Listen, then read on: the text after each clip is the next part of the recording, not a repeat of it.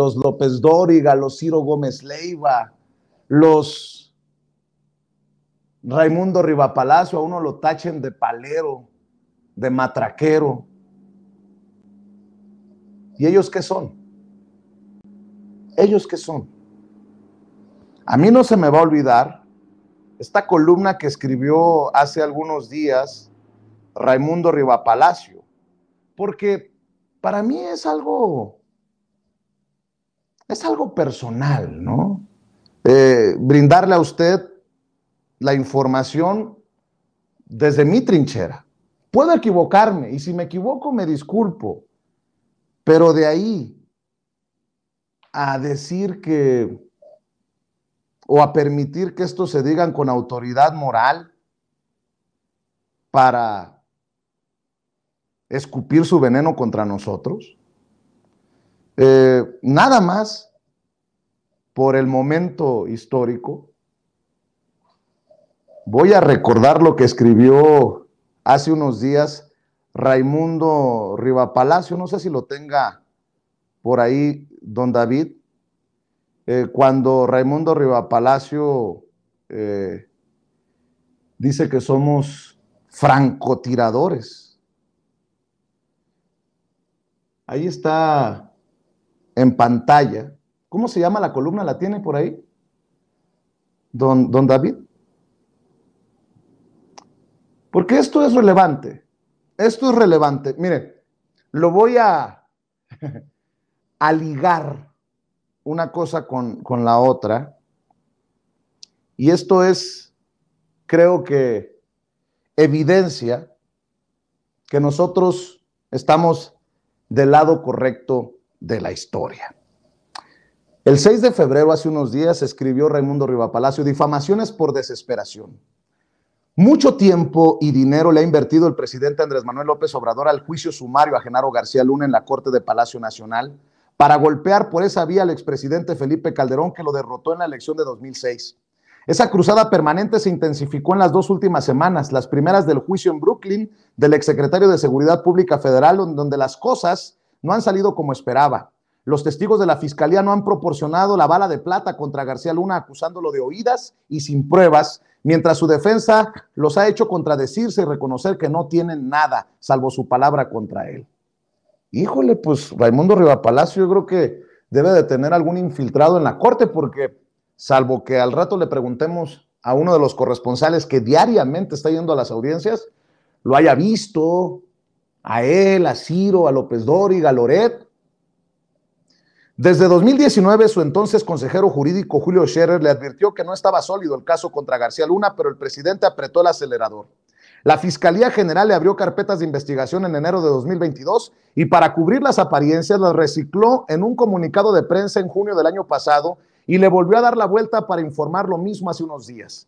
Tenían que ganar tiempo, después de un desaire del gobierno de Joe Biden que no hizo caso a una solicitud del presidente para que les facilitaran la documentación que el Departamento de Justicia presentó al juez Brian Cogan en Brooklyn. El gobierno mexicano está a ciegas. García Luna nunca solicitó la ayuda consular, por lo que su información depende únicamente de lo que publica la prensa y del equipo multidisciplinario que envió a darle seguimiento a las audiencias en Brooklyn. No se sabe si García Luna es culpable o inocente de presuntos nexos con el cártel de Sinaloa, y tampoco dependerá la verdad del jurado en aquella corte, porque la justicia en Estados Unidos no depende necesariamente de qué es justo, sino de qué abogado tiene la mejor narrativa para convencer al grupo de 12 personas responsables del futuro del exsecretario. Los fiscales quieren convencer al jurado de un patrón criminal en donde estuvo involucrado García Luna. La defensa demostrar inconsistencias y contradicciones para generar la duda razonable e impedir una sentencia unánime en contra de su cliente. En México, lo que tiene en juego la presidencia corre por diferentes correas. Necesita una sentencia condenatoria para que López Obrador pueda continuar su linchamiento contra Calderón. No importa qué decida el jurado, pues en caso de ser opuesto a sus deseos, siempre tendrá el discurso de que García Luna lo corrompió y que el Departamento de Justicia prefirió mantener sus privilegios. Pero para esto, necesita alinear la opinión pública en México a fin de que no se publiquen textos que siembren la duda razonable y afecten su estrategia. Para esto, la presidencia tuvo una ocurrencia que no estrategia. Despachó a uno de sus francotiradores, aquí su más seguro servidor, a Brooklyn, bajo la máscara de periodista que le crearon desde principios de sexenio para que comenzara a sembrar infundios contra varios comunicadores a partir de los dichos de criminales en el juicio que Arturo Beltrán Leiva pagó a periodistas para que difundieran rápidamente la captura de Jesús Reinaldo Zambada del Rey en octubre de 2008. A los primeros que le endilgaron semejante aberración fueron a Ciro Gómez Leiva, Carlos Loret, y a quien esto escribe, aduciendo que uno era director de Milenio Televisión, el otro conducía un importante noticiero matutino y en mi caso, porque era director editorial del Universal. De las cuentas personales de los propagandistas de López Obrador y de las afines al vocero Jesús Ramírez Cuevas, se retuitearon las mentiras. El enviado de Palacio Nacional diseminó la especie desde Estados Unidos sin el mínimo cuidado de buscar cuadrar las mentiras con los hechos, que está siendo alimentada por algunos corresponsales mexicanos. Bueno, horas más tarde, precisamente en el juicio, ese mismo día que publicó su columna Raimundo Riva Palacio, un testigo asegura que Genaro García Luna le pagaba 25 millones de pesos mensualmente al periódico El Universal, en donde él era el director editorial. Al otro día, para defenderse, salió el director editorial actual, David Aponte, con Ciro Gómez Leiva, a decir que los fiscales estaban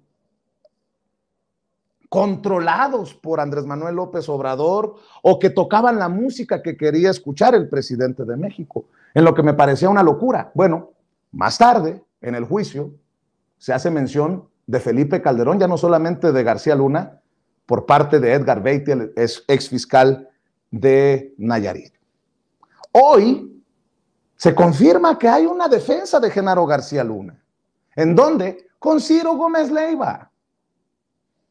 Presentaron, como le decía, al exdirector del CISEN, y para darle paso a la entrevista que viene a continuación, para que nos dé también su opinión de estas declaraciones que me parecen irresponsables, del que fuera el director del CISEN en tiempos de Calderón, que tampoco se enteró de todo esto que se está ventilando, la vida de lujos de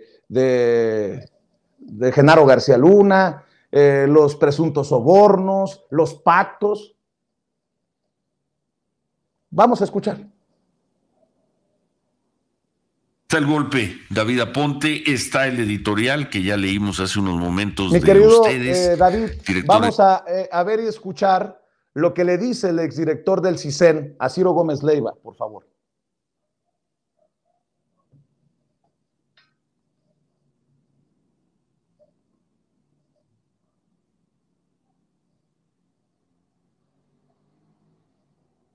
Demoledor. Buen día, Guillermo Valdés, gusto en saludarte. Muy buenos días, Ciro. Buenos días a la audiencia. Falta todavía, vamos a ver qué es lo que se presenta el lunes. Lunes, pues quizá el martes.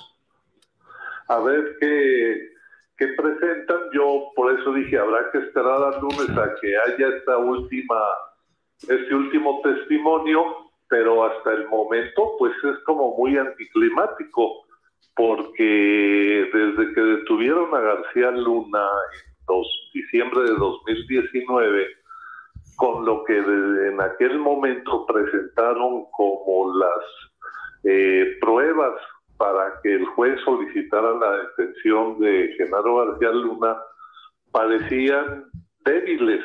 Desde entonces yo lo escribí. Esperamos 3 años a que comenzara el juicio que tuvieron para seguir investigando y consiguiendo evidencias. Y hasta el momento, a un día de que terminen de presentar sus testigos y sus evidencias la Fiscalía de Nueva York, pues no hemos visto esas evidencias. O sea, en las declaraciones se llegó a hablar hasta de 250 millones de dólares que le habrían entregado a Genaro, y uno supondría que en algún momento la Fiscalía presentaría, pues miren, aquí le encontré dinero o encontramos estas empresas que creó Genaro García Luna o esta serie de propiedades, porque... Bueno, ahí queda claro cómo desde México quieren hacer sus análisis muy a la mexicana. Pero para hablar de lo que verdaderamente está ocurriendo en el caso, nos enlazamos en estos momentos hasta Nueva York con el corresponsal del periódico La Opinión en Los Ángeles, periodista del Diario de Nueva York, que está haciendo, desde mi perspectiva, la mejor cobertura del juicio, y no es cebollazo, Jesús García, a quien le agradezco por la confianza. Jesús, ¿cómo estás? Muy buenos días. ¿Qué tal, Vicente? Muy buenos días. Gracias por la invitación. ¿Cómo ves el análisis, el resumen que hace el exdirector del CISEN de Felipe Calderón? No hay pruebas, dice, como si lo único que contara en un juicio en Estados Unidos pues fueran las cosas que él quisiera ver. ¿Cuál es tu resumen? ¿Cómo has visto esta semana tan intensa con la mención de Felipe Calderón, con lo de los supuestos sobornos al periódico El Universal, los testigos y lo que se viene? Porque ha sido sorpresivo esto de los tiempos que se acortan en el juicio contra Genaro García Luna, la posibilidad de que suba al estrado a defenderse él mismo. ¿Cómo ves, Jesús? Bueno, primero me quiero establecer varios aspectos. Está bien que haya este debate en México sobre qué pruebas se están presentando, qué significan, etcétera. Lo que no está bien es que líderes de opinión y medios de comunicación particular traten de imponer una narrativa que no es la que se está contando en el tribunal y es la que importa. Esta narrativa no es para México, no es para el expresidente Calderón, no es para el presidente Andrés Manuel López Obrador, no es para líderes de comunicación en México. Esta narrativa sobre qué es lo que ha pasado con este caso está dirigida única y exclusivamente al jurado en el Tribunal del Distrito Este de Nueva York, con sede en Brooklyn. A nadie más. Lo que nosotros, ni siquiera a nosotros que estamos reportando desde ahí, no está dirigido a nosotros esa narrativa. Lo que nosotros reportamos, evidentemente, está ocurriendo. Tratamos de reportar lo más detallado posible, recordar que no se puede ingresar ni con celulares, ni con video, con nada. Entonces hay que anotar a lo más rápido posible para agarrar lo más que se pueda de los testimonios. Y además, contrastar con los documentos que se están presentando. Yo en particular y otros periodistas, realmente muy pocos, puedo contarlos con los dedos de la mano, muy pocos periodistas hemos seguido este proceso desde el inicio, o sea, desde que detuvieron a García Luna y fue presentado en tribunal. Entonces, muy pocos periodistas hemos seguido ese proceso desde ahí. Entonces, hay otros periodistas que han venido y que han cubierto, digamos, prácticamente todo el proceso acá, que son grandes colegas y han realizado también un gran trabajo y que evidenciado que tienen pues presión por la opinión pública básicamente en México, no por su trabajo y no digo que sus empresas los estén presionando, pero sí se nota que hay una presión pública sobre decir, es que acá están diciendo tal cosa, es que acá están diciendo tal cosa, pues que digan lo que quieran. El proceso judicial es claro. Los fiscales tienen que seguir líneas de trabajo considerado la ley. Estos testigos, por más delincuentes que sean, son testigos que proporcionan información que es considerada evidencia, así, evidencia, es evidencia. El jurado lo toma y lo considera como evidencia, es decir, se contempla como un todo en el proceso contra García Luna. No se descarta. Ahora, uno de los elementos esenciales que me parece que la Fiscalía estableció muy bien la semana pasada, es decir, dejarle claro al jurado que ninguno de los testigos cooperantes y ni los testigos que no eran cooperantes tuvieron contacto entre sí, es decir, no había, porque por ahí estaba escuchando y leyendo que todos estaban coludidos, prácticamente que hicieron una cónclave para que pudieran tener la misma narrativa. Eso no se puede hacer. Si los fiscales hacen eso, pueden ir a prisión. Es un proceso judicial que debe ser separado. Cada uno de las entrevistas con cada uno de los testimonios debe ir por separado. Ellos se pueden meter en serios problemas legales y no solo eso, pueden afectar el sistema judicial en Estados Unidos, pueden provocar que haya apelaciones de criminales ya convictos, incluyendo el Chapo Guzmán, nada más pónganlo ahí sobre la mesa, y señalar que los fiscales tienen, como digamos, como se dice por ahí, están caminando sobre hielo finalmente porque sí tienen que ir con paso firme sobre ciertas cosas. No es un proceso sencillo, en definitiva, no es un caso fácil. ¿Por qué? Porque pues hay muchas cosas que la gente quisiera ver, pero hasta el momento, yo particularmente, si tú me preguntas personalmente, y esta es mi opinión, yo sí quisiera ver un video o escuchar un audio. Yo sí lo quisiera ver o ver una fotografía directamente. ¿Por qué? No estoy desestimando la evidencia que ya se presentó con los testigos, porque creo que eso le daría a la Fiscalía el cierre perfecto de lo que está haciendo. Yo no estoy diciendo que no lo tengan o que no lo vayan a presentar el lunes. No sabemos qué van a presentar el lunes. No sabemos quién es este testigo importante. Tenemos algunas pistas por cómo han sido mencionados ciertos personajes durante todo el proceso dentro de la narrativa y podremos ahí dimensionar, decir, podría ser tal personaje, podría ser tal. Pero es muy importante que haya más responsabilidad en los medios en México, porque yo sí creo que esto está totalmente politizado. Entiendo que muchos se sienten ofendidos, se sienten que los están atacando, pero también yo pienso, bueno, a explicación no pedida, acusación manifiesta, o sea, hay que relajarse, ¿no? Y hay que analizar el proceso desde el principio. Hoy en una entrevista en la mañana también decía eso, o sea, a ver, y repito, esta narrativa es particularmente para el jurado. Entonces, no hay que salir de esa parte ni salir de esa consideración. Todo el mundo puede decir lo que quiera porque, gracias a Dios, vivimos en libertad. México es una democracia y se puede hablar de lo que sea, aunque después vengan las críticas de cualquier lado, pero México es un país libre donde se puede hablar, igual que aquí en Estados Unidos, de lo que sea. Y tan es así que el tema está bastante ventilado en los medios, como he visto varias cosas que algunas de la verdad me dan mucha risa y otras que me parecen interesantes, pero que, bueno, no dejan de ser teorías de conspiración. Entonces, es importante considerar eso. Ahora, ¿qué sigue en el proceso? Mientras no estamos en audiencia, los fiscales y la defensa están teniendo una batalla tras bambalinas. Es decir, la defensa de repente sale, bueno, vamos a presentar tales pruebas y vamos a descansar nuestro caso el martes. Significa que ellos terminan de llamar testigos y de presentar pruebas. Sorprende a todo el mundo. Estrictamente el proceso lleva 4 semanas, porque no estamos contando, la gente no cuenta la selección del jurado, pero eso es parte del juicio. De audiencia se cumplieron 3 semanas. Si dura una semana adicional o máximo semana y media, pues serían aproximadamente las semanas incluso que el juez Brian Cogan había señalado en forma inicial, que son 5 semanas. No las 8 semanas que la jueza Peggy Kuo había señalado durante la selección del jurado, lo cual honestamente pues es interesante y también, pues bueno también, porque ya es un proceso bastante cansado. ¿Y qué más se puede haber?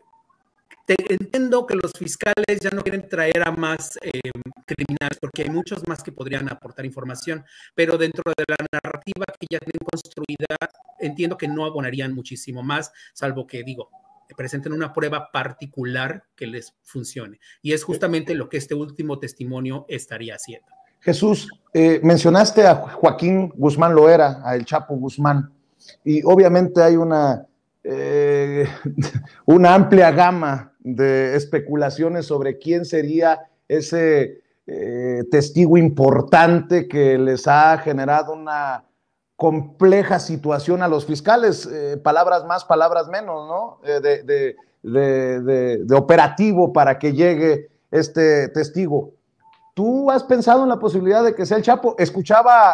Leía uno de tus artículos, hablabas de la reina, de Reyes Arzate, quien es, confeso, uno de los personajes cercanos a Genaro García Luna. Él ya confesó su culpabilidad, aceptó su culpabilidad. La Barbie, por lo que se ha señalado por los testigos, el rey Zambada, el hermano del Mayo Zambada, que fue quien testificó, quien dijo que le había entregado maletas repletas de dólares a García Luna en el juicio contra el Chapo Guzmán. ¿Qué piensas de esta posibilidad? ¿Qué piensas de estos personajes? Y lo que te decía, mencionabas el Chapo Guzmán. ¿Hasta el Chapo Guzmán está abierta a la posibilidad de que testifique? Yo mencioné al Chapo Guzmán porque, bueno, el Chapo Guzmán ha sido mencionado en el proceso porque era al grupo criminal, la facción del cártel de Sinaloa al que García Luna estaba protegiendo y el que había dado, órdenes, según los testimonios, para proteger en esta batalla, esta guerra entre las organizaciones criminales. Pero, por ejemplo, la gente de Nayarit, como lo dijo el exfiscal de Beitia, el Diablo, pues bueno, recibía orden que la línea era proteger a los chapos. Entonces, ellos estaban protegiendo a los Beltrán Leiva, entonces daba ahí una rebatinga entre quién proteger y quién no proteger. El Chapo ha sido mencionado en varias ocasiones y una de las partes donde se mencionó, que es interesante, pero tiene más que ver, hay 2 vías ahí. El agente del FBI, José Moreno, mencionó un operativo en 2012, en febrero de 2012, un operativo fallido para detener al Chapo Guzmán con información que se tenía después de que, bueno, ya habían ya habían hecho el hackeo, bueno, no el hackeo, sino un juez había autorizado la revisión del espionaje de los teléfonos de de Joaquín el Chapo Guzmán. Entonces, ellos tenían información directa de dónde estaba, la casa donde estaba. Entonces, tenían dos casas tenían, digamos, ubicadas precisamente, pero pasaron esta información a la Policía Federal, entonces a cargo de Genaro García Luna, pero la Policía Federal no llegó. Eso es una de las cosas. Llegó 20 minutos después de que se les pasó la información y ellos decían, pero ¿dónde están? O sea, este cuate se nos va a ir porque ya lo tenemos ubicado, ya hay cierto movimiento de nosotros aquí, entonces se pueden levantar sospechas.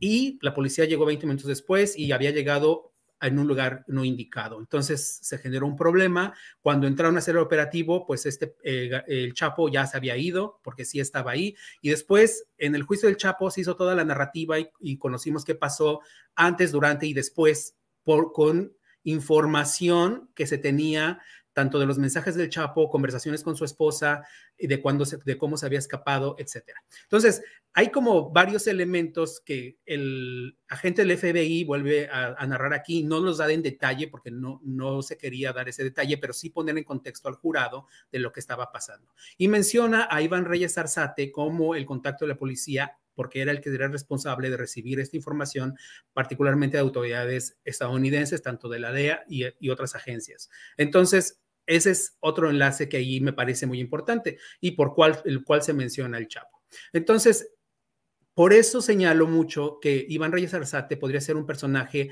mencionado durante varios momentos del juicio, establecido en la línea de comando de este mini cártel que operaba desde el gobierno federal a cargo de García Luna, desde la Policía Federal Mexicana, primero como la AFI y después siendo ya secretario en los gobiernos de Vicente Fox y de Felipe Calderón, y de cómo construyó esta red de varias personas. Por eso está acusado de liderar una organización criminal durante un largo periodo. Son 12 años, de 11 años prácticamente, son 12 a 11 años, es más o menos el periodo que se está marcando, de haber liderado esta organización criminal presuntamente desde el gobierno federal mexicano. Eso es lo que establecen los fiscales, porque bueno, la gente dice, tú estás diciendo, yo no estoy diciendo, esto es lo que establece la acusación, la investigación establece eso. O sea, hay que relajar los ánimos, escuchar las evidencias y ver hacia dónde nos lleva esto. Mencioné a Jesús el Rey Zambada, como bien señalas, él fue el primero que dijo que le había dado dinero directamente a García Luna, al menos 2 ocasiones, y eso habrían sido alrededor de 5 o 6 millones de dólares. Entonces, ese podría ser un personaje importante. Y luego, evidentemente, la Barbie, porque, bueno, la Barbie, aparte es un personaje muy popular, digamos, muy conocido popular tiene cierta infamia, esta infamia que tiene después de que fue detenido, su sonrisa, etcétera. Y, pues, él también fue mencionado en el juicio de que tuvo reuniones directamente, en varias ocasiones, con Arturo Beltrán Leiva, donde estaba García Luna, y que incluso presenció también pues la furia de Beltrán Leiva en contra de García Luna porque se estaba yendo al lado de los Chapos y estaba esta división ya digamos, no digamos, esta guerra brutal que se desató en México entre grupos criminales y que hasta el momento no ha podido ser detenida, pues. Entonces, estos 3 personajes, cualquiera de esos 3 puede proporcionar información sustancial que den un buen cierre también a los fiscales. Entonces, cuando menciona a la gente el Chapo es un poco difícil. ¿Por qué? El Chapo es el personaje, fue considerado el enemigo público número 1 de los Estados Unidos, está sentenciado a cadena perpetua, se ha quejado de la situación que vive en la prisión, pero es algo de lo que se ha quejado desde que estaba incluso en la prisión, en el centro de detención metropolitano en Manhattan. O sea, es un argumento que ha utilizado todo el tiempo y el juez, en este momento ya no es Brian Cogan, y otros jueces le han rechazado las mociones. Porque la evidencia es decir, bueno, pues, ¿qué estás pensando? Pues eres un criminal considerado de muy alto riesgo y no se te va a dar privilegios, porque aquí no existen esos privilegios. En Estados Unidos, tú vas a estar confinado bajo ciertas condiciones y eso es lo que tienes. Sí les dan concesiones en el sentido de que tiene acceso a que tengan, obviamente, su higiene completamente, su alimentación, tiene, por ejemplo, acceso a una televisión que me parece que tiene 3 canales. Otras cosas, bueno, no lo dejan salir mucho por el historial de escape que tiene, de prisiones, entonces sale por lo menos una vez al día a caminar para que pueda hacer ejercicio. No está con el grupo, digamos, en general, de la población en general. Primero, porque esta prisión en general casi todos son criminales que están separados. Y en segunda, porque, bueno, las autoridades estadounidenses siempre han señalado que existe el riesgo de que este personaje, por su historial, intente escaparse o intenten ayudarlo a escaparse. Entonces, hay muchos elementos que hay que poner de contexto. Yo remotamente considero que el Chapo no podría ser un personaje que realmente pueda venir. Ahora, también hay una teoría de que Luis Cárdenas Palomino fue extraditado de manera prácticamente secreta y se encuentra en Estados Unidos y él sería el testimonio. Vamos a suponer, y esto ya es completamente teoría, porque no hay ninguna confirmación de que eso exista. O sea, yo no tengo ninguna confirmación, ninguna de mis fuentes me confirma eso, mis colegas tampoco tienen esa información, así es que esto es pura teoría. Entonces, si Cárdenas Palomino fue extraditado y viene a testificar contra García Luna, es brutal. O sea, sería uno de los mejores testigos. ¿Por qué? Porque Cárdenas Palomino fue la mano derecha de García Luna y así se estableció durante la narrativa del proceso. Entonces, eso sería realmente brutal en el caso contra García Luna. Pero, repito, esto es pura teoría porque no tenemos confirmación de que él sea. Entonces, tenemos estos 5 personajes, pero bueno, ya expliqué más o menos cada uno cuál podría ser como el más viable. A ver, Jesús, también tuviste la oportunidad de dialogar con la esposa de Genaro García Luna, quien te dijo que estaba sorprendida por el anuncio de los fiscales de cerrar el martes a más tardar, al menos de parte de los fiscales. ¿Tú cómo ves qué tan importante o explosivo sería que testifique en su defensa el propio Genaro García Luna? Para muchos sería importante, pero se abriría la caja de Pandora, porque los fiscales podrían preguntarle pues casi cualquier cosa. De hecho, ya está esa batalla, porque existe esa posibilidad y los fiscales y la defensa ya están, es tan grande la posibilidad que los fiscales y la defensa ya se están peleando qué pueden o no preguntar. Entonces, no sabemos eso porque estas negociaciones, como la mayoría de las negociaciones de este tipo, son selladas, o sea, no podemos verlas hasta que a veces incluso cuando el juez toma una decisión y a veces ni siquiera la decisión del juez es revelada como tal. Entonces no sabemos exactamente los temas en particular que no quiere que se aborden. Entonces, como bien señalas, pues sí, o sea, el hecho de que García Luna decida rendir testimonio viéndolo en ese contexto, está bien porque permitiría a su defensa que lo guíe para decir lo que él quiere decir su narrativa de la acusación. Pero bueno, después abriría la puerta completamente para que los fiscales le pregunten de todo lo que se ha narrado en el proceso, y los fiscales, siendo honestos, son bastante incisivos. O sea, la fiscal que está liderando este proceso es buenísima, me encanta. Hay otra fiscal que también me gusta mucho cómo trabaja, que es Erin Reed, que es muy buena. Entonces, digamos, no son fiscales que son fáciles de enfrentar en cuanto a cuestionamientos, van muy, muy de frente y una tras otra, y yo no creo que García Luna quiera exponerse de esa forma, porque evidentemente puede revelar información que pueda ser considerada que se está autoimplicando. Entonces es difícil. La esposa está sorprendida, me dijo que estaba sorprendida porque pensaba que todavía el proceso iba a tardarse unas 3 semanas. Sin embargo, dijo que ella y los abogados estaban sorprendidos porque no sabían por qué. César de Castro incluso nos señaló que quizá era también parte de la estrategia de los fiscales de haber dicho al principio cuántos iban a tardar 6, 8 semanas, pero después en realidad tenían un proceso de máximo 5 semanas, contemplando también el proceso de selección del jurado. Entonces, como que los fiscales, yo creo que yo me voy más por lo que dice César de Castro. ¿Por qué? Porque los fiscales no pueden construir una narrativa al paso. Es decir, ellos ya traen todos los elementos y solamente van integrando, descartando, dependiendo de las decisiones del juez. O sea, ellos ya tienen todos los elementos construidos y solamente van, pues hay elementos que dicen, teníamos 50 testigos, bueno, no los necesito a todos porque ya establecí con estos 3 lo que ya quería establecer con los otros 5, ¿no? Por ejemplo. Claro. Entonces no los necesitan, sería como redundante. Y aparte hay que tener muy en claro, Este caso es complejo. Este caso es complejo para los mexicanos, a pesar de que los mexicanos, la mayoría tiene contexto de lo que ocurrió y el personaje, etcétera. Esto es más complejo para el jurado, porque el jurado no conoce a García Luna, o lo conoce, alguna vez leyó o supo de su nombre, pero la mayoría, según las entrevistas que se hicieron y lo que logramos ver, no lo conocen. Entonces, no saben quién es este hombre, qué personaje, y están escuchando, ellos prácticamente son vírgenes de todo el proceso.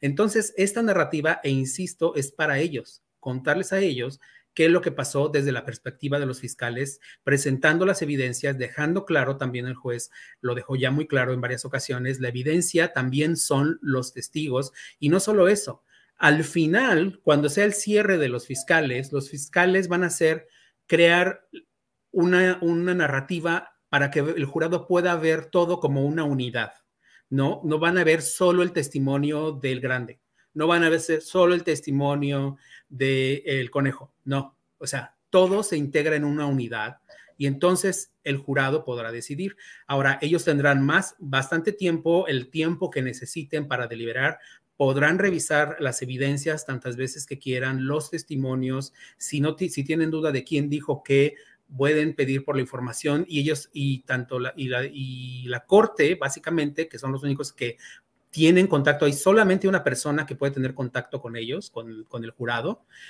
durante este proceso, porque los encierran en un cuarto, no pueden salir ni siquiera a comer, les llevan la comida ahí cada día que hay sesión, que es de 9:30 a 4:30, más o menos por los tiempos que marca el juez, y no pueden tener relación con nadie afuera, solamente pasan un papel pidiendo específicamente qué van a necesitar, les regresan, una persona solamente es la que está en contacto con ellos, les regresa esa información sin hacer ningún otro tipo de diálogo, porque se cuida mucho este proceso justamente para evitar cualquier tipo de influencia. Entonces, yo repitiendo, y a mí sí me gustaría remarcarlo esto, o sea, en México tienen que relajarse y decir, o sea, no tienen la verdad sobre lo que está ocurriendo y lo que ustedes quisieran ver en este juicio. No es lo que ustedes quieren ver, es lo que los fiscales tienen como evidencia y van a presentar.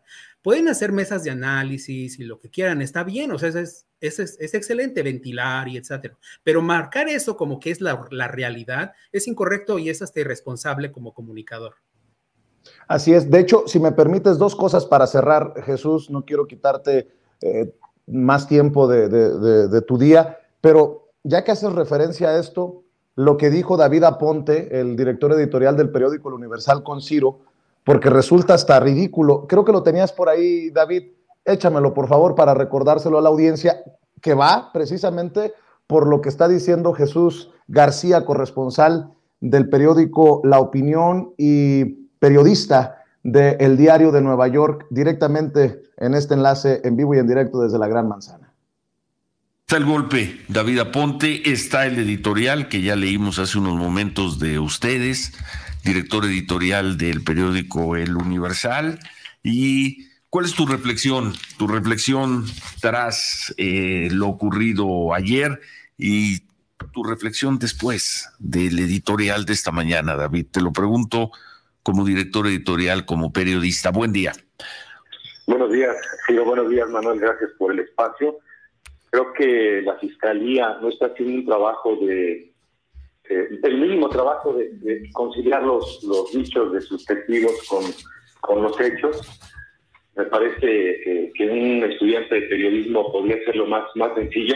Me parece que la Fiscalía de Estados Unidos está dándole música a los oídos del presidente López Obrador, lo que quiere escuchar el presidente López Obrador con sus testigos. Me parece que Villarreal lo que hace es intentar cuadrar todo lo que él sustrajo del gobierno de Coahuila para luego meterlo al tema de García Luna. Eso es lo que estoy viendo.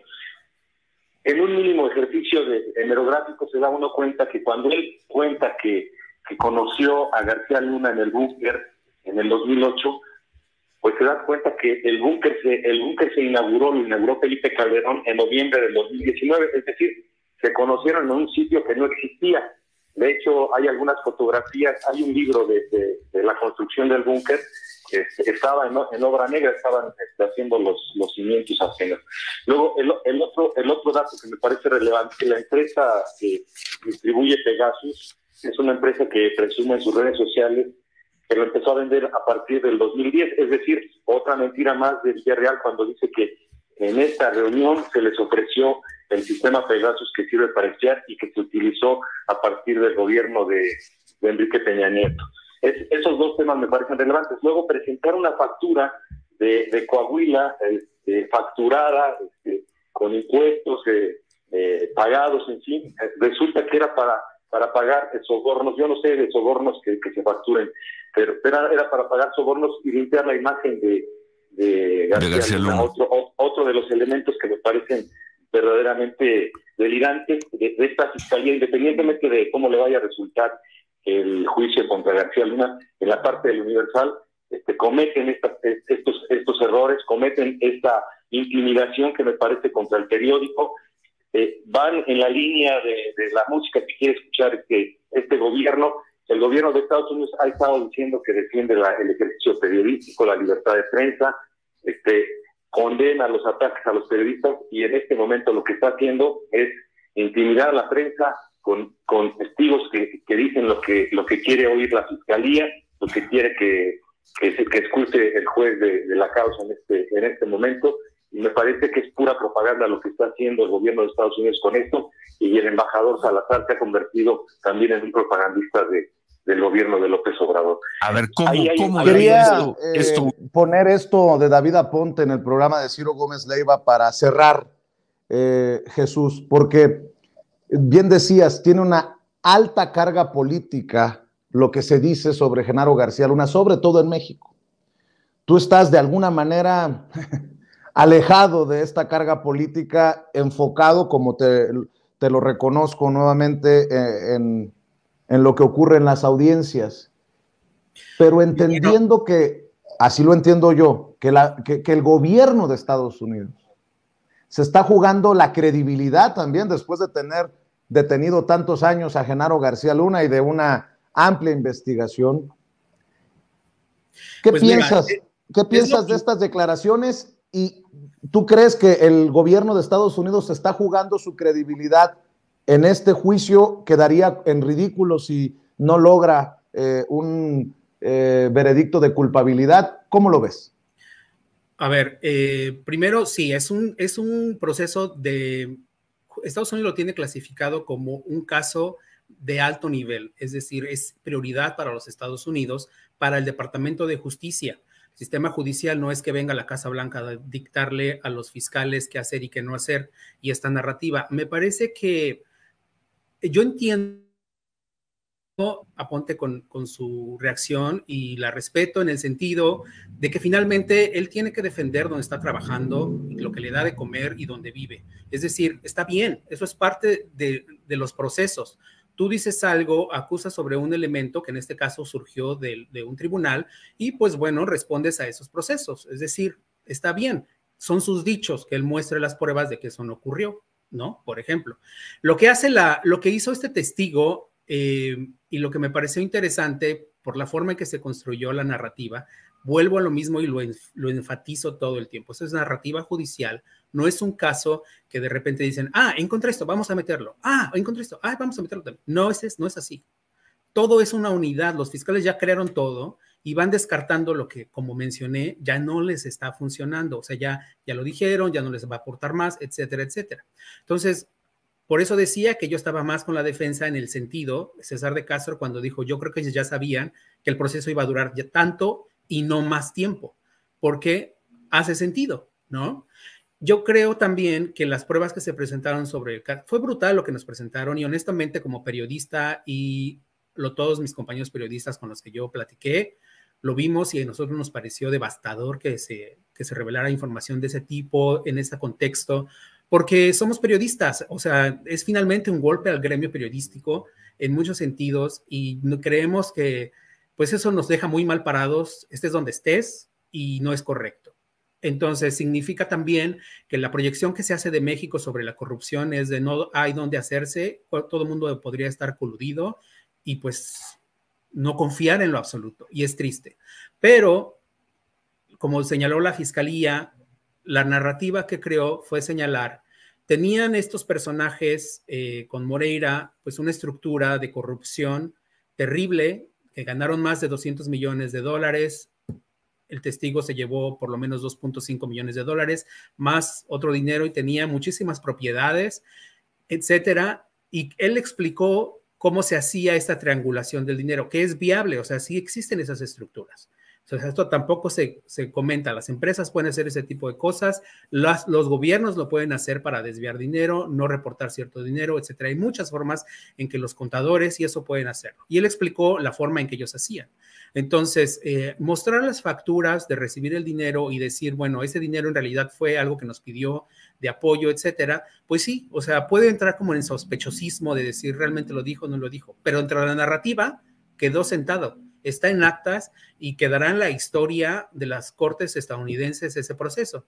Ahora, es venia, por supuesto, del periódico El Universal presentar una demanda en contra de las autoridades de Estados Unidos por presentar esta información que no es verdadera. Entonces, si ellos realmente quieren limpiar su imagen, si yo fuera el dueño del periódico El Universal, yo presentaba una demanda contra el gobierno de los Estados Unidos y decir, óigame, no, a ver, yo no recibo dinero ni sobornos para nada de esto y a mí me demuestran que hice tal o cual cosa. Porque es el paso, digamos, indicado a hacer. Y además sería bueno no solo para el periódico, sino para el gremio periodístico, si es que logran ganar, por ejemplo, un pleito de ese tipo. Entonces es muy importante como asumir aquí, ser responsables y tomar también quién está diciendo qué. O sea, yo entiendo también que el expresidente Felipe Calderón saliera a decir, yo no estuve implicado, yo no sé nada, etcétera, etcétera, desde España, ¿no? También él despierta muchas sospechas de, pues, ¿por qué se fue a España? A mí me preguntan mucho, oye, se me hace que Felipe Calderón lo van a mencionar y lo van a involucrar, etcétera. Le digo, yo no puedo hablar de eso, es teoría, básicamente. Pero se fue a España, le digo, sí, aunque en estricto sentido, si, por ejemplo, ya lo ves y analizas más a fondo, el presidente Calderón se va a España, un país que sí tiene proceso de extradición con Estados Unidos, pero hay restricciones, por ejemplo, sobre los procesos de extradición, porque si hay una petición para que lo extraditen, tendría que haber cometido el delito en España y no en México. Entonces, hay cosas que legalmente no se podrían hacer tan fácilmente. Entonces, eso ya es obviamente como un análisis viendo y tratando de entender por qué se da este juego. Yo no estoy diciendo y confirmando desde mí que Felipe Calderón está involucrado con el narco. No, eso es lo que se dijo en la corte y luego avanzando sobre ese proceso. Entonces, entiendo que hay mucho y está bien que se ventile en México todo esto. La verdad, a mí me parece fascinante que los mexicanos estén hablando. Yo lo estoy viendo en Twitter, estoy teniendo unas discusiones y unos debates muy interesantes con gente a favor, en contra, gente que me agrede, gente que señala ciertas cosas, que incluso gente que me corrige y que también quiero agradecer mucho cuando señalan esto que estás diciendo, me parece que fue así, etcétera. Entonces yo hago ya un tweet y corrijo. O sea, porque tenemos que estar abiertos también como periodistas a todo este tipo de información. Por cierto, quiero aprovechar esta parte para comentarte algo que me parece fundamental. Yo cometí un error, ayer lo corregimos y hoy vi una imagen que pasaron ustedes ahora en su video, porque desde hace años hemos identificado a Iván Reyes Arzate, la reina, con un personaje, con una fotografía que no es la suya. No hay fotografías realmente de él. Hay una fotografía donde está cargando un arma que no es no se ve muy bien. El personaje que se está mostrando en prácticamente todos los medios en México, principalmente, es la de Manelik Castilla Cravioto, que también trabajó en la policía, pero él no es Iván Reyes Arzate. Entonces, yo de hecho moví la fotografía, tuve un diálogo con él en Twitter y es un error que se ha estado repitiendo, por eso quería comentarlo. Es importante hacer estas correcciones para no poner a la gente, también esas personas pueden estar en cierto peligro y ponerlos en situaciones complicadas, ¿no? Muy interesante porque eso habla también de honestidad, ¿no? De transparencia. Oye, nos equivocamos, hacemos la fe de ratas, aclaramos lo que se tenga que aclarar por salud de esta relación de la prensa honesta con las audiencias. Para cerrar entonces, Jesús, ¿sí se juega su credibilidad Estados Unidos en un juicio como esto? Te lo digo porque veo mucho de, no, ya se acortó el juicio, ya nos van a tapar. No quieren decirnos nada sobre Calderón, no quieren decirnos nada sobre otros medios de comunicación embarrados, no quieren que salgan más nombres. Bueno, la razón la realidad no la conocemos ni Jesús ni su servidor, pero sí creo que queda establecido la relevancia de lo que decida el jurado en un caso considerado clave, importante para el gobierno de Estados Unidos. Sí se juega su credibilidad en caso de que los jurados dijeran no culpable, Jesús. No necesariamente, te lo voy a decir por qué, porque lo que estaría confirmando en realidad es que Estados Unidos es un país, el sistema judicial de Estados Unidos le permite y le da todo el derecho a una persona que es acusada a defenderse, a poner en duda las acusaciones en su contra, y si sus abogados son lo suficientemente hábiles, realmente establecen esa duda para que el jurado no logre unanimidad en las acusaciones. Entonces, no creo que en realidad Estados Unidos se juegue su credibilidad, y honestamente tampoco creo que le importe mucho si en México creen que se juega su credibilidad o no, honestamente, pero hay que tomarlo mucho en consideración. Ahora, las acusaciones están por separado. Eso es muy importante señalarlo. Son 5 completamente distintas.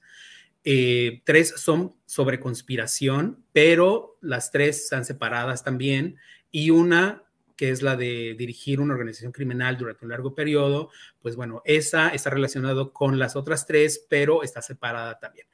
Y está la acusación por haber mentido a las autoridades migratorias, que también es otra acusación. Entonces, no hay que adelantarnos, entiendo que todo el mundo tiene ansias de que ya hay que decidir.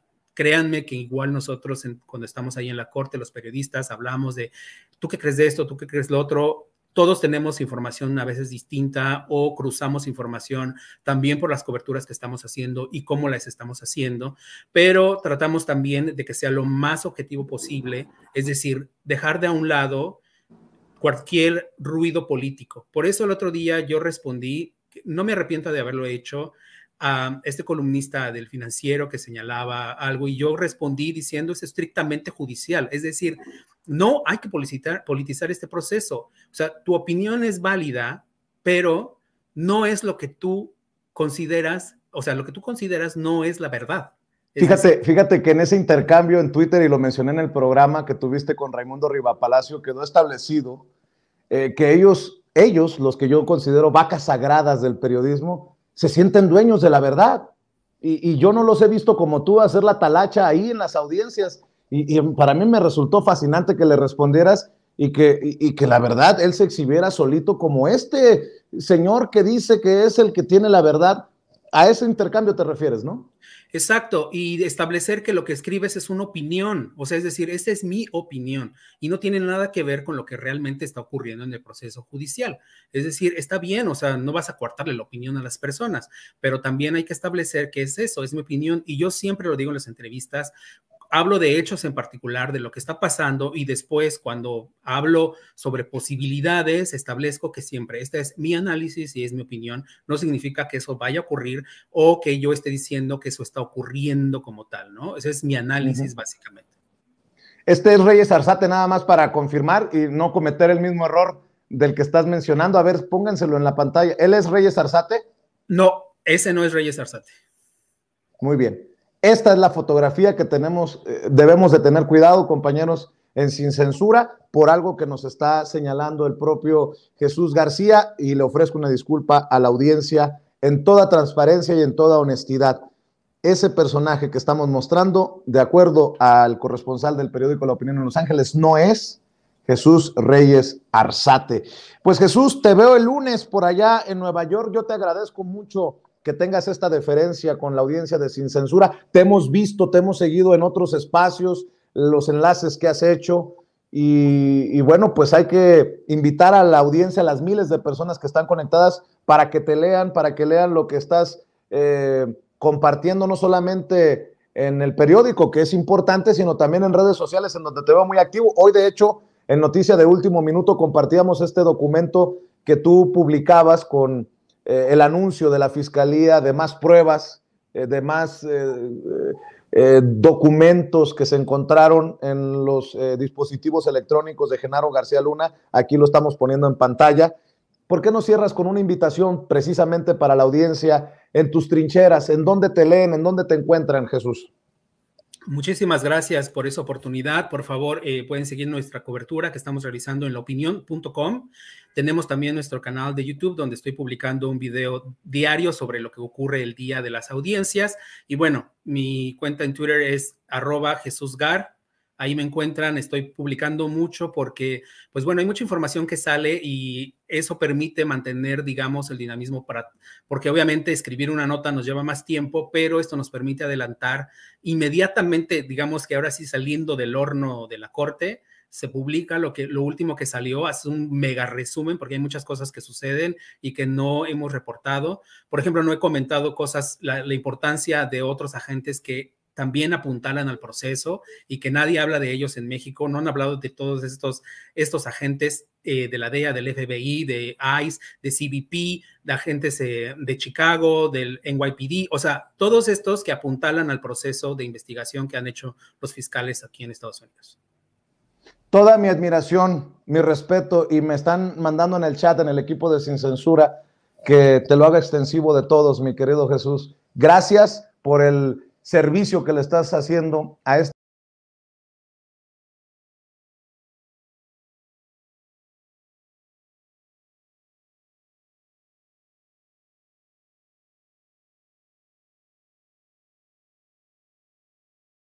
Un abrazo y nos saludamos el lunes. Hasta luego y muchas gracias.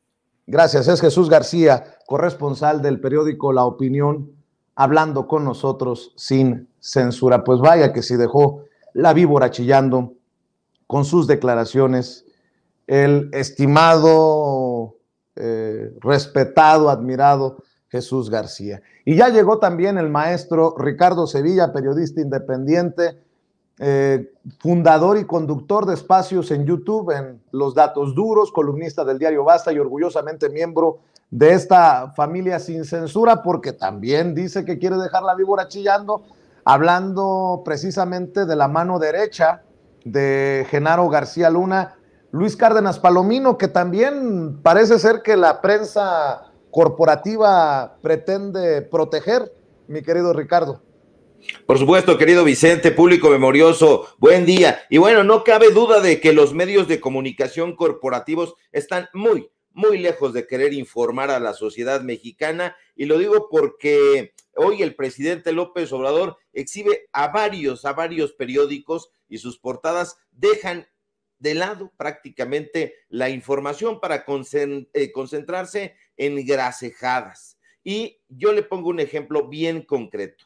Como usted sabe, Genaro García Luna, quien fuera el secretario de Seguridad Pública en el sexenio de Felipe Calderón, quien se estaba analizando hace un momento en este espacio, está siendo juzgado en Estados Unidos. Pero resulta que las empresas informativas de este país han desdeñado informar sobre este hecho periodístico como si se tratara de una nota farandulera. Fíjese cómo son los estultos empresarios de la comunicación. Ayer mismo la Unidad de Inteligencia Financiera, a través de su titular, Pablo Gómez, reveló que García Luna y su subalterno Luis Cárdenas Palomino, quien actualmente, usted lo sabe, se encuentra preso en el altiplano, tejieron una red que robó al erario más de 745 millones de dólares.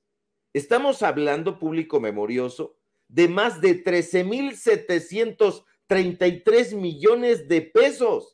¡Caramba! Es un dineral. Ahora sí que aquí y en China. Y la pregunta es, ¿qué periódicos tenemos en México?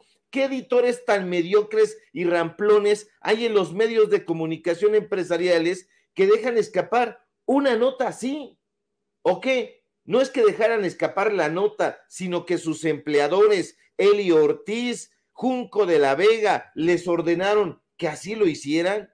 Pues le digo una cosa, claro que sí, eso fue lo que sucedió. Dejémonos de mitos y de ridiculeces. Todos los periódicos, absolutamente todos, las televisoras, las empresas radiofónicas de este país están mucho más interesados en hacer convenios publicitarios, en recibir chayote o ayudas económicas de parte de los políticos en turno que informar a la población. Imagínese, un par de delincuentes le robaron al erario 745 millones de dólares, un par de criminales que están en la cárcel justo en este momento, uno aquí en México y otro en Estados Unidos, le atracaron más de 13,733 millones de pesos al Estado mexicano, y el periódico Excelsior se encoge de hombros. Milenio también se hace el socarrón, y Reforma, desde luego, ni lo menciona, y ya ni le digo del Universal de Eli Ortiz, de Crónica tampoco, del Sol de México, ni del Financiero, porque, como podrá usted adivinar, todos se hicieron de la vista gorda, y eso, francamente, es increíble, es inaudito y asqueroso. Ve usted nada más lo insulso y repulsivo de sus portadas.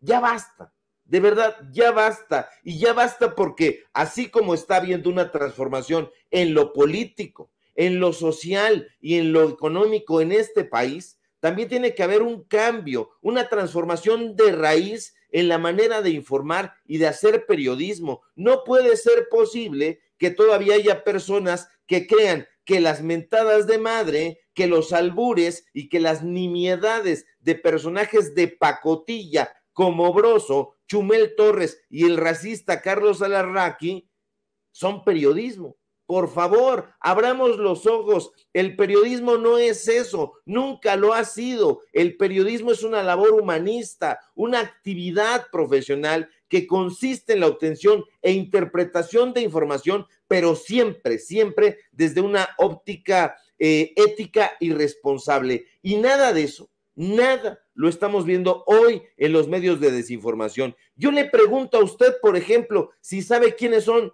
Jorge Antonio Cruz Ramos, María Elena Rosas López y Pablo Domínguez Peregrina, y quizá algunos en la audiencia lo sepan porque se están informando meticulosamente, pero la mayoría ni ha oído hablar de estos personajes. Pues yo se lo digo, estos tres personajes son los magistrados que conforman el 5º Tribunal Colegiado en materia administrativa del primer circuito. Y estos ministros, estos tres personajes, fueron precisamente los encargados de darle un amparo a Luis Cárdenas Palomino para que le sean desbloqueadas las cuentas bancarias. No tendríamos que estar hablando, por ejemplo, de que el magistrado Jorge Antonio Cruz Ramos, uno de estos personajes, tiene 40 años enquistado en el Poder Judicial de la Federación. No tendríamos que estar preguntando por los perfiles de los magistrados Pablo Domínguez Peregrina y de María Elena Rosas López. No tendríamos que pedirle a nuestros editores, si fuéramos los responsables de la edición de un periódico que se presume de corte nacional y hasta internacional, como estos medios chayoteros, no tendríamos que encargarles hacer un perfil completo a nuestros reporteros de estos jueces que decidieron unánimemente, sin ninguna clase de discrepancia ni debate, dar este paso hacia la impunidad. Hay una investigación en contra de Luis Cárdenas Palomino y estos magistrados deciden que este sujeto puede acceder a sus cuentas. ¿En qué cabeza hueca cabe que un personaje que todos hemos visto en vivo, torturando, sea tratado con semejante displicencia? Sería la mar de interesante, Vicente, que estos magistrados nos dijeran cuáles fueron los criterios que los llevaron a concluir que Cárdenas Palomino merecía un trato afable, pero no lo van a hacer, no nos dirán nada, y los medios de comunicación corporativos tampoco lo van a hacer. Hasta donde nosotros sabemos, la Unidad de Inteligencia Financiera incorporó a este personaje, a Cárdenas Palomino, a la lista de personas bloqueadas con el propósito de prevenir delitos de operaciones con recursos de procedencia ilícita y, ojo, financiamiento al terrorismo, motivo por el cual se le puso a disposición de las entidades financieras a través de la Comisión Nacional Bancaria y de Valores, y pues bueno, para que entre otros supuestos se suspendiera la realización de actos, operaciones o servicios de esos recursos. ¿Usted sabía eso? ¿Usted estaba al tanto de esa información? Probablemente no. si todavía ve a los medios chayoteros y encubridores. Lo que sí debe saber usted, porque aquí se lo hemos informado, es que Cárdenas Palomino, el flamante exdirector de Seguridad Regional de la extinta Policía Federal, fue uno de los hombres más cercanos a García Luna, su brazo derecho. Este personaje que fue el superpolicía de Felipe Calderón, que se la pasa, por cierto, publicando insipideces en su cuenta de Twitter. Pero de eso ni hablar en los medios de comunicación. Ya escuchamos hace un momento a David Aponte tratando de lavarle la cara pringosa al dueño del Universal. Y no solamente los medios, me llama mucho la atención, y creo que debemos de exhibirlos, a los políticos, mi querido Ricardo, porque sí entiendo que los analistas, los grandes periodistas, los grandes medios de México tengan intereses, que está de la fregada, pero estos políticos que en algún momento han defendido a Cárdenas Palomino, a Calderón, a García Luna, para no embarrarse, creo yo, se callan. La que de plano sí se soltó ayer fue Margarita Zavala en la Cámara de Diputados. No me sorprende, pero vaya que sí es difícil digerirlo, ¿no? Escuchar a la ex primera dama de México defender a su esposo, quien está en España. No, el esposo fue a visitar a su pareja, que resulta ser diputada federal, y le pide un espacio para, pues, o el respaldo para defenderse, ¿no? A la distancia. Pero bueno, quería también dejar eso sobre la mesa, el silencio del sector político conservador ante esto que embarra a personajes de la política actual, Ricardo. Así es, y están coludidos también los medios de desinformación, porque han tenido a estos personajes de manera constante en sus espacios. Tienen la posibilidad de hacer una entrevista muy destacada, pero prefieren hacer entrevistas a modo, no los quieren incomodar. Entonces, a todos estos personajes del cártel inmobiliario, todos estos personajes del PAN, del PRI, están todavía circulando muy a gusto en los medios de comunicación corporativos. Se les ve en Latinus, se les ve en Milenio Televisión, se les ve en Bloomberg TV también, en prácticamente todos los espacios, y los pseudoinformadores, en lugar de hacer estos cuestionamientos, pues prefieren quedar bien con estos sujetos, porque insisto, ya lo había dicho en su momento Vicente Leñero en su manual de periodismo. Estos sujetos solamente piensan en golpear para ablandar a lo que piensan ellos podrían ser sus futuros clientes. Por eso están pensando en eso, y si tienen un convenio de publicidad o un convenio por debajo del agua, entonces los mismos directivos les piden que les den un buen trato. Aquí ya lo hemos exhibido, todo el Media Kit de Radio Fórmula, donde les decían: puedes ir con Ciro, puedes ir con Oscar Mario Beteta, puedes ir con Denise Merker, y te van a hacer una entrevista prácticamente de lucimiento. Aquí están nuestros precios, aquí están nuestros paquetes, para que se adornen esos personajes. Entonces, Margarita Zavala, ya que hablabas de ese caso, en el chacaleo le preguntan a los periodistas a propósito de su opinión en torno al caso de Genaro García Luna, y dice que no va a hablar al respecto, pero ya en el Congreso, con un discurso ya bien aprendidito de memoria, entonces ya da una posición teatralmente vehemente, pero no es así. A estos personajes basta con quitarlos de su zona de confort, con hacerles una entrevista en vivo, para darnos cuenta que si no es con un prompter ahí enfrente, si no es con un discursito leído, no son capaces de responder, no son capaces de discernir, y vienen, insisto, y lo digo con toda responsabilidad, coludidos con los medios de desinformación. Estos medios de comunicación que, como decía hace un momento Jesús, si fuera el dueño del Universal, pues él demandaría precisamente a la Fiscalía de Estados Unidos, y si le ganara el pleito, imagínate, se condecoraría el Universal. pero no lo van a hacer porque saben perfectamente que sí son chayoteros, porque saben perfectamente que sí reciben sobornos y que lo van a seguir haciendo, y en eso va a ir su tragedia. Ya la gente no los ve, ya la gente no los sigue, y ahora más que están en esta exhibidota, no van a dar un paso porque saben perfectamente que van a seguir saliendo las facturas, las órdenes de pago y las declaraciones de personajes que les han dado dinero y que, pues bueno, se han dado cuenta de que no ha resultado más que prácticamente tirar el dinero, ni siquiera de ellos, sino dinero del erario, dinero del pueblo de México. Así trabajan estos personajes, querido Vicente. Mi querido Ricardo, siempre al pendiente de lo que publicas, de lo que nos dices. Agradezco que llegues a la cita con la audiencia de Sin Censura y espero que estas miles de personas que están conectadas también se sumen a tu audiencia, a tu canal en YouTube, a tus lectores en las columnas. ¿Por qué no cerramos con la invitación de todos los días, maestro?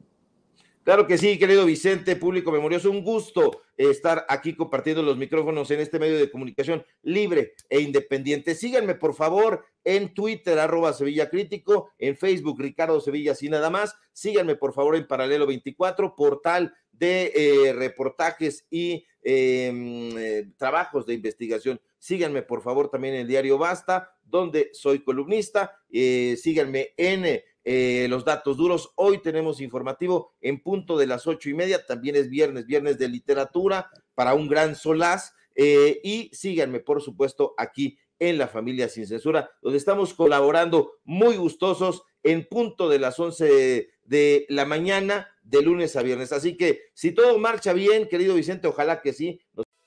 Amigos, amigas, regresamos en breve, pero mientras seguimos hablando sin pelos en la lengua, sin censura, usted puede suscribirse a nuestros 3 principales canales en YouTube. Sin Censura Media, en donde tenemos más de 1,600,000 suscriptores, Sin Censura TV, en donde tenemos más de 1 millón de suscriptores, y en Sin Censura Presenta, en donde queremos llegar muy pronto a los 100,000 suscriptores. Si usted ya está inscrito en Sin Censura Media, suscríbase en Sin Censura TV. Si ya está suscrito en Sin Censura TV y Sin Censura Media, suscríbase a Sin Censura Presenta. Recuerde que es gratis, no tiene que sacar un solo centavo de su bolsillo para apoyarnos. Dele clic en la campanita para que los señores y señoras de YouTube envíen las notificaciones cuando estemos transmitiendo en vivo y en directo o estemos subiendo videos. También nos puede seguir en Twitter en @_Vicente Serrano y hasta en Instagram. Ojo, también estamos en Instagram. Son nuestras redes sociales y con el apoyo de ustedes seguimos creciendo, porque con ustedes todo, sin ustedes nada.